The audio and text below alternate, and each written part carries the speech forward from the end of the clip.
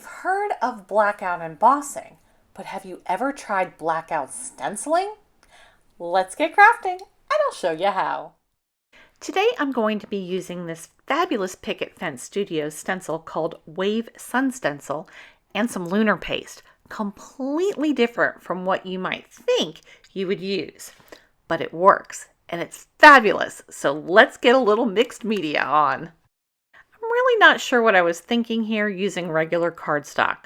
I should have used watercolor cardstock. It would have been a much better choice. But for my first color, I'm going to be using lunar paste, and this one is called Prom Queen, which is a bright, fantastic pink. Now there are lots of ways to apply lunar paste. You can use your fingers, you could use a sponge dauber, or a dome foam blender. Here I'm choosing to use a spatula. So it does go on thicker and it does take longer for it to dry, and you'll see that later on because I got impatient a little bit and I smudged some things later. But that's okay because homemade isn't perfect. Now we never want to be wasteful with our products, so I am scraping up any remaining lunar paste and I'm going to put it back in the jar. And although you won't see it in this video, I do seal up all of my jars with press and seal, and that has really helped in keeping my pastes fresh and easy to use for a much longer period of time. And I'm just going to clean up whatever remainder here off my silicone mat with some water.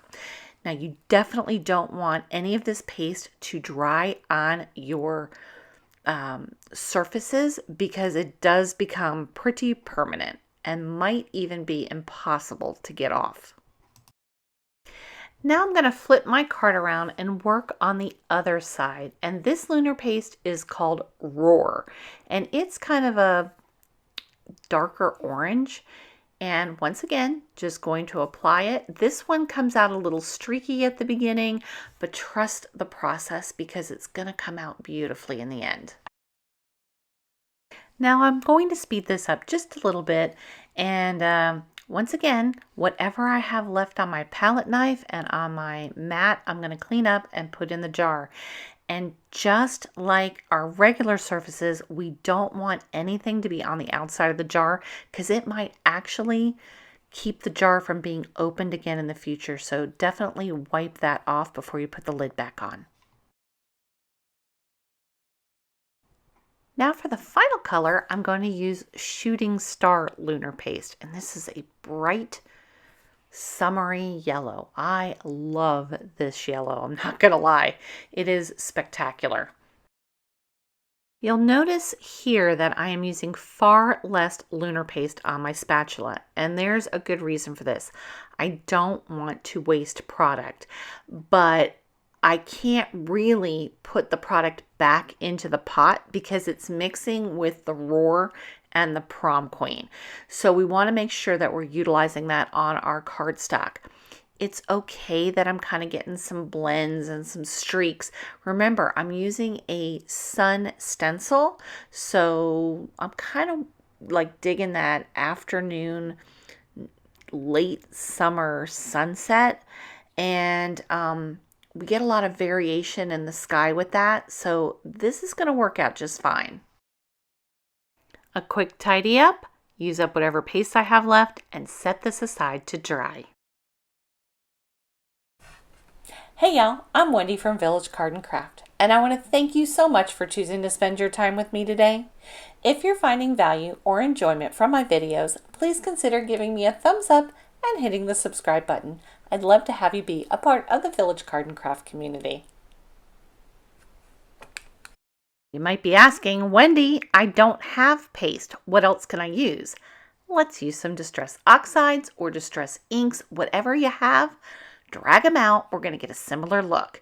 Now I'm using Picked Raspberry in my Distress Oxides, and I was going to do direct to paper, but clearly I need to re-ink. So I just get my blending brushes out and it goes on much smoother and much quicker.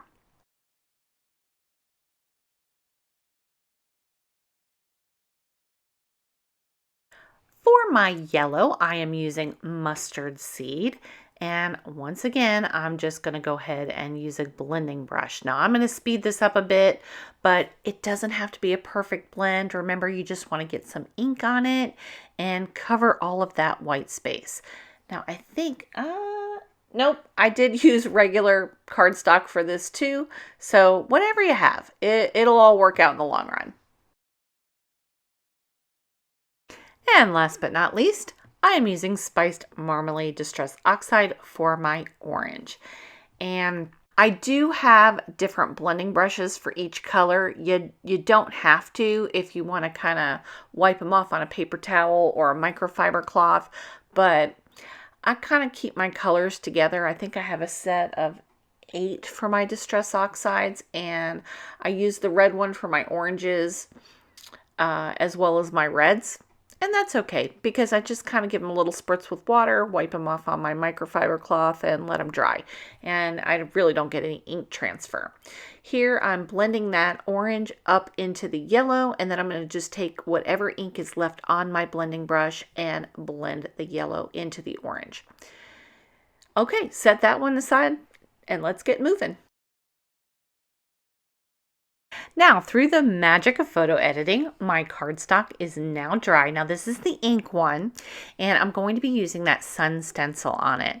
This does come with this cool little mask for the inside because I don't want any of my black ink to be on the inside of my sun. Now for this particular stencil, you could choose to use a different kind of tape, maybe washi tape or Scotch tape, but I didn't really want any of the residue from a Scotch tape to end up on my stencil. I don't like them being sticky. So a low tack tape like mint tape works perfectly. Now I am going to be using VERSAFINE Onyx Black Pigment Ink for my blackout technique, along with a different blending brush. Now they're the same brand, but I don't mix my oxides with my other inks. So this one gets its own dedicated blending brush. I am going to attempt to get a pretty thick coat, and I know it might be counterproductive to cover all of that beautiful ink that we already put down, but trust me, this comes out beautifully. You might also notice that I didn't tack down my stencil. You could use something like pixie spray. I don't have any of that.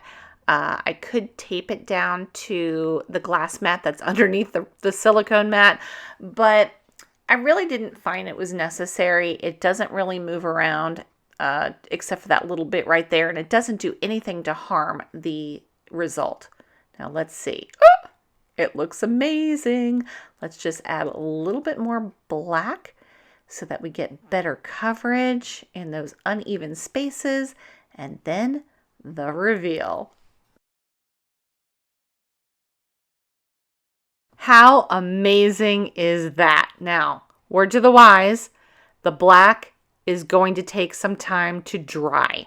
So try to keep your fingers out of it. I'm not terribly successful there. You can use a heat gun to heat set it and get it to dry a little quicker, but I didn't do that. So it's all good. And I'm just going to clean up my mat with a little bit of water, and then we're going to move on to the LUNAR paste one and finish that one up. With the LUNAR paste dry, we're going to go ahead and apply our stencil. Now, I was toying with whether or not I wanted to use the same stencil because it is a really cool stencil, but I opted to use a VICKI BOUTIN stencil instead.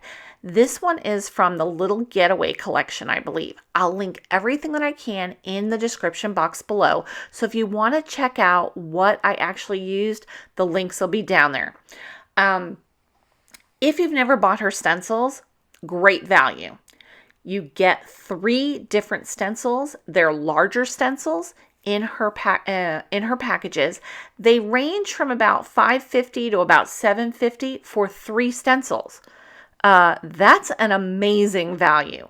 And they're great thick quality stencils, easy to clean up. I really, really like them. And I know she came out with a few new ones, so I might have to go and take a peek at those. But word to the wise on the Lunar paste. The pigment ink takes quite some time to dry here.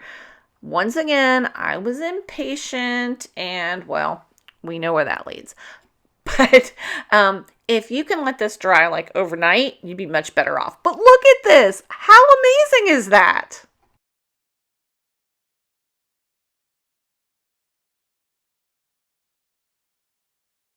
Here's a quick tip. Use gel sanitizer to clean up some of your ink or mixed media. Now, this is just a regular Germex aloe gel sanitizer, but look at how quickly the ink comes off. I used water before and you saw that it left some residue. Well, this stuff just picked it all right up without a problem. Now let's make some fabulous cards. I am using Accent Opaque 100-pound cardstock that I have cut in half vertically. So on the 8.5-inch side, I cut it at 4 1/4, and now on the 11-inch side, I'm going to score at 5.5. And that's all there is to making a card base. I put a score mark in, and then I'm going to use a bone folder to crease that edge really well. This is a really quick and cost-effective way of getting a thick card base for your cards. These will stand up without a problem. I also make my mats out of some colored cardstock that is much lighter weight. I believe this is 65-pound Recollections cardstock. And if I cut my card out to be a 4 1/4 by 5.5 inch, I cut the mats down 1/4 inch smaller on both sides. So that would be 5 1/4 inches by 4.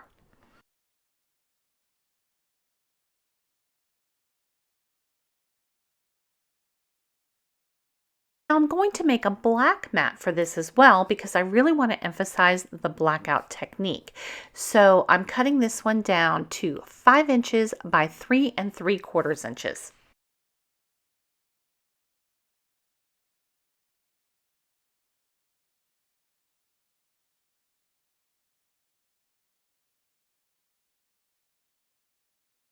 Now, rather than cutting this one down completely, I decided to cut it on an angle so I get more of that lunar paste and blackout technique.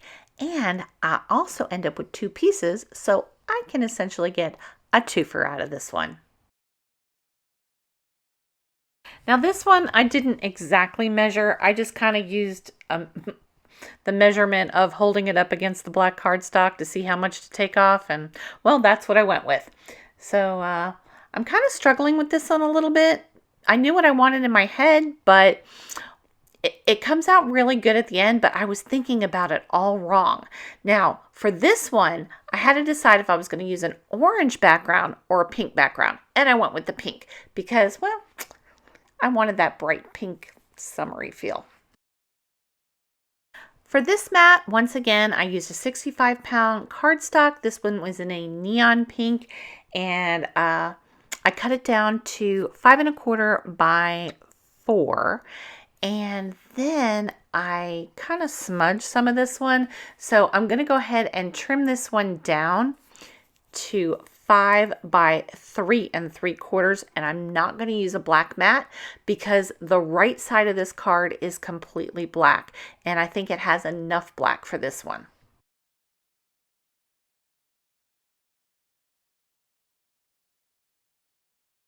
Time to get these cards put together. I am using my favorite Barely Arts Precision Craft Glue, and I have this great little silicone stopper for it now. I don't worry about anything plugging up, and I don't have to use that pin, and I just use a rubber band to hold the little side down while I'm using it, but it's great. I love this glue. Best liquid glue ever. Let me know in the comments below which card is your favorite.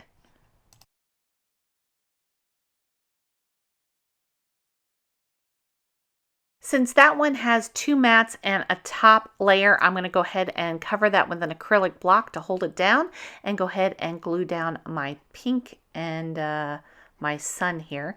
and this one's got a lot less bulk to it, so it's pretty quick. But because the black ink still is a little bit tacky, you're going to see that I put a piece of paper over it so I don't smudge anything. Let those sit aside and dry. Now let's find our sentiments. Now I use a sentiment binder with some baseball card inserts, and I have lots. The front is all Christmas that I have gotten in various places along the way. Some I have made up. These are my fall ones that came from a printable. Some die cuts. I just had to figure out what it was that I wanted to make for this card, and I wanted it to go in that triangular space off to the right.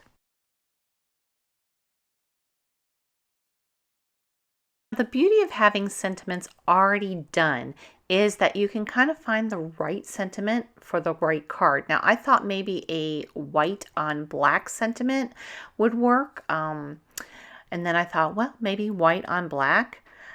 But it still didn't feel right to me. Now, if you're interested in any of these sentiments, I do sell these on my PayHip channel, and I will list that below.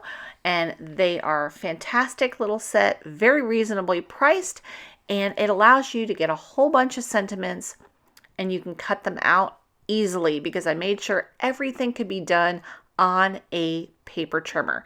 It's not all higgledy-piggledy, it's in a straight line. But you see, I'm still toying with this. And I just couldn't make it work until I realized, I just need to flip this bad boy around. Now the card makes sense to me, and I want it to be just a card, like a note. So just because was perfect, and it filled the space nicely.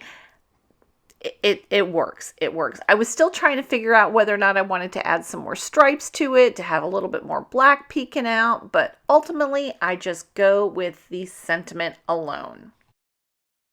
Now I've selected a sentiment from my sentiment collection, and I'm cutting it down using my long bladed Tim Holtz shears. Now these are great because I tend to cut crooked if I don't have something like this, and I can just quickly get a nice little border and get it glued down.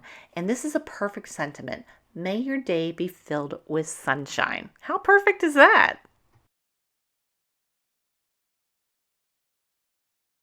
Now we're just putting the finishing touch of a sentiment onto our Lunar Paste Blackout Stenciling card. And I even made a bonus card. Now this one's a little bit different because I used my fingers to apply the Lunar Paste much thinner. I used another VICKI BOUTIN stencil, and well, it came out fabulous also. I hope you enjoyed my videos. Here's some other ones that I think you'll like as well. Until next time, I'll see you real soon.